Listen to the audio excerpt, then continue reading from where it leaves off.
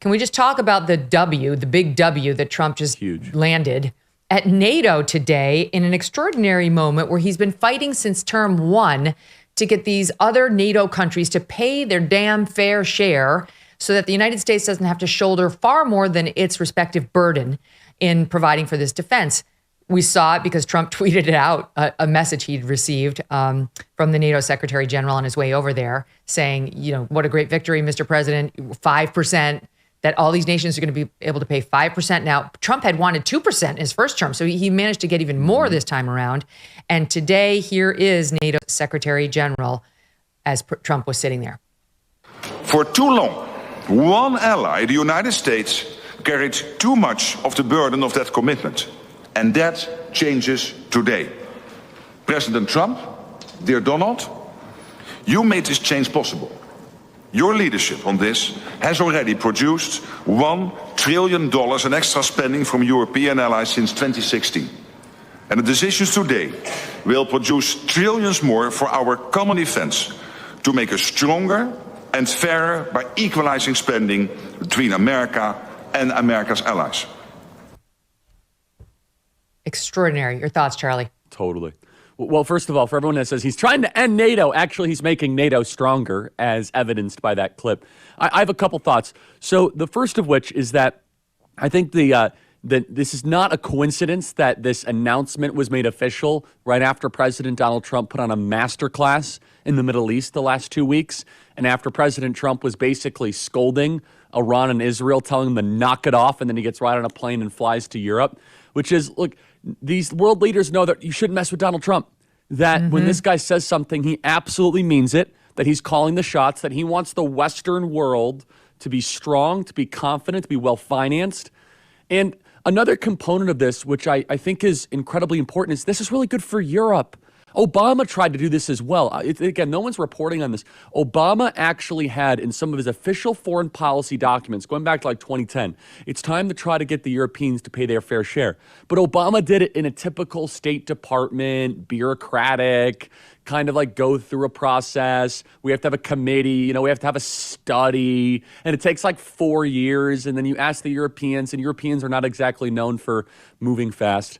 And then, next thing you know, it's 2015, like, okay, whatever. Donald Trump just goes into a meeting and he throws it down and he says, you need to pay more. You have been freeloading. We're paying way too much money here for NATO. This is good for Europe. It is a good thing for a country and a series of countries to have a vested interest and to have a stakeholder type equity and to have an incentive in your own defense.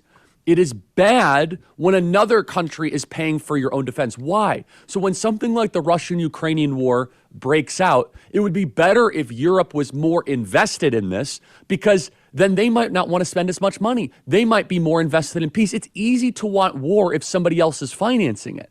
And that's been one of the biggest problems with this Russian-Ukrainian conflict the last 2 years. Who's sending all that money? It's $200 billion of American money when the rest of Europe is saying, well, America, can you spend more money? So this just goes back to very basic self-governance principles. It's good for Europe. It's good for the Western world. President Trump delivers again something that Obama and other presidents have said they want to do for quite some time. It's a major victory. So you could add it to just the series of accomplishments that President Trump's been able to do abroad the last couple of weeks. That power, that strength is present here at home as well. And it's the reason why I just finished an interview with Speaker Johnson.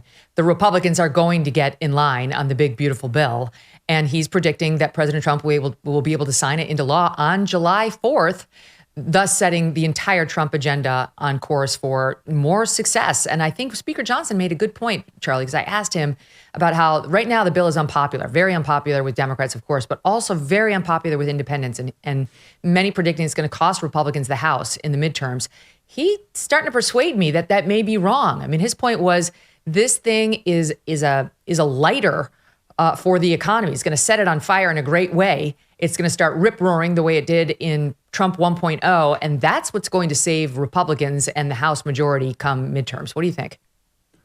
Well, the other component, I think there's some truth to that for sure, and I think Speaker Johnson has one of the hardest jobs on the planet. I'm very critical of him. He's become a friend, but I don't envy him. And you have to be honest. I mean, to have a 3-seat majority is probably one of the hardest political jobs on the planet. So my heart goes out to him for trying to get this done.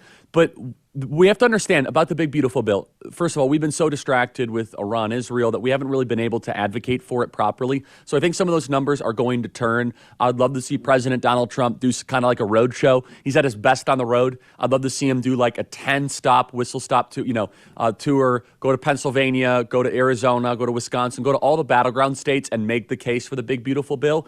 For nothing more than just trying to build grassroots consensus, because he's so good at being able to take the abstract and be able to have regular people understand it. That's one of his superpowers. It's one of the reasons why he was able to bring so many first-time voters out.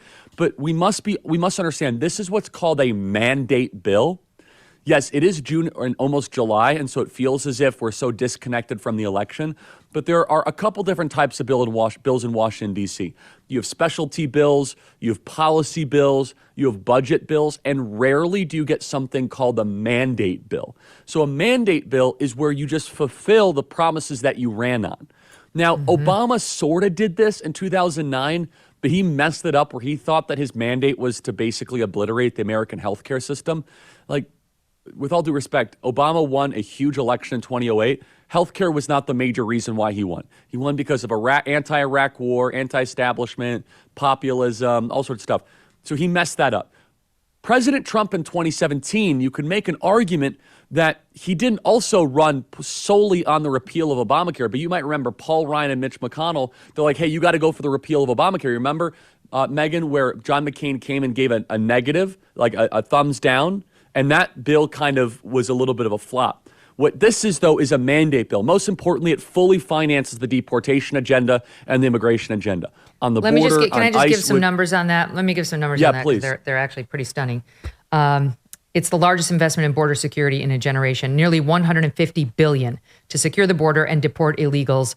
$46.5 billion to complete the border barrier system, meaning the wall, et cetera, down there. $45 billion to expand ICE detention capacity. $8 billion to hire 10,000 new ICE enforcement and removal officers.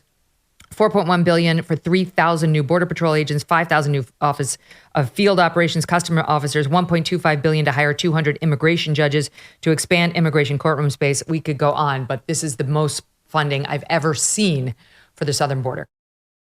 We are days away from what has been dubbed by some the Rio Reset, what some worry could be a threat to the U.S. dollar's global dominance in over 80 years.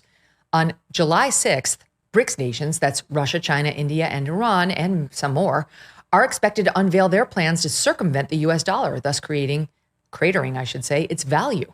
Some report that they've already been laying the groundwork as their central banks have been methodically divesting from the U.S. dollar and U.S. bonds in favor of gold. How can you protect your IRA or 401k from the fallout from this landmark shift? One option is to diversify with gold from Birch Gold Group. Historically, gold has been a safe haven in times of high uncertainty, which is right now. Get a free info kit on tax-sheltered gold IRAs by texting the word MK letters to 989898. July 6th could mark a monumental shift happening among nations that control 1/3 of the world's GDP. Arm yourself with information to diversify your retirement savings. Text MK to 989898 and claim your free info kit from Birch Gold. Thanks so much for watching. If you like what you just saw, hit the subscribe button for more clips and full episodes.